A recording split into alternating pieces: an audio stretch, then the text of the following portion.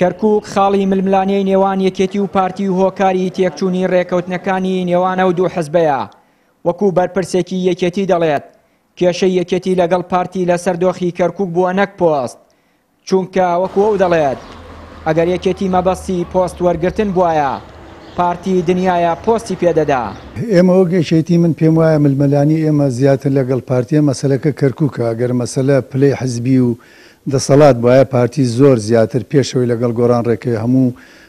پلەیەکە یەکێتی بیستایدا پۆستەیدا وەزیر هەچێکمان بیستای وەک یەکێتیدا پێمان بەڵام ئێمە باسیەوە کراوەگە لەو ڕێکەوتنانەکە پاکێکی کەرکووک لەگەڵ هەرێمی کورسان و بەغایەک بێ ئەوان لەسەرەوە لە سەرەتاوە متتەفق بوونە بەڵام لە دوایە لەو مەسلەی پاشە کشیان کردە پارتیەوە بخۆی وایە هەموو ئیتفاقێک لەگەڵ تاکە لەو کاتێک کە پێویستی پێت بە یا زەعیفێ بەڵام کە بەهێز بوو ئەو ئیتفاقیەی کە لەم بەرژەوەندی خۆی نەبێتێکێدا. هاوکات بەرپرسی ڕاگەیاندنی مەڵبەندی کەرکووکی کۆمەڵی ئیسلامی دەڵێت ئەم کێشانەی نێوان پارتی و یەکێتی درێژکراوەی ململانیەکانی چەندین ساڵی ڕابردوویانە کە لە ناوچەکە پەیڕەویان کردووە. چاودێرێکیش دەڵێت شەڕی ئەو دوو حزبە شەڕی کورسی و دەسەڵاتە نەک کەرکووک. خۆی هەر بە درێژایی مێژوو ینی بە تایبەتی لە دوای 2003ەوە کاتێک کە کورد گەڕاوەتەوە کەرکووک ئەم دوو هێزە بەردەوام ململانەی یەشیان کردووە بەردەوام ململانی ناشەریفانەیان کردووە بۆ پۆست و بۆ پلە و بۆ پایە بۆ خۆیان بەداخەوە ئەوەیش کە ئێستا ئەیبینین لە کەرکووک ڕوویداوە هەر لە 16 ئۆکتۆبەر و لە دەرئەنجامەکانی کە لە دوای 16 ئۆکتۆبەر بەسەر کورد و بەسەر ناوچەکەی هاتووە هەر دەرئەنجامی ئەو ململانیە ناتەندروستەیە کەوا لە ناوچەکە پیادەیەکەن و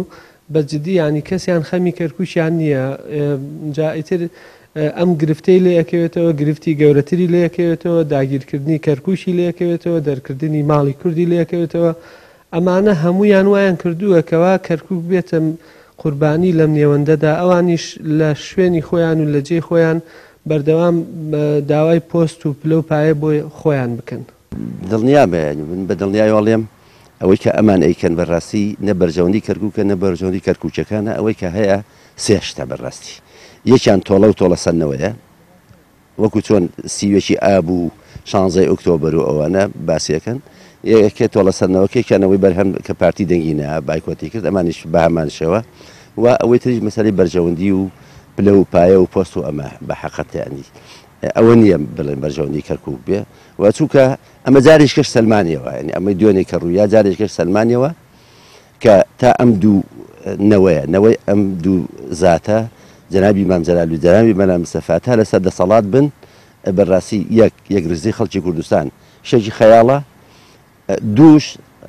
کێشەی کورد پرسی کەرکووک تا دێ ئاڵاوسترە بێ. لە دوای 16 ئۆکتۆبەرەوە بە هۆی ململانەی نێوان پارتی و یەکێتی لەسەر یەک تۆمەتبارکردن بە خیانەت و یەکلایی نەکردنەوەی پۆستی پارێزگاری کەرکووک چەند جارێکە ڕێکەوتنی نێوانە و دوو حزبە تێک دەچێت و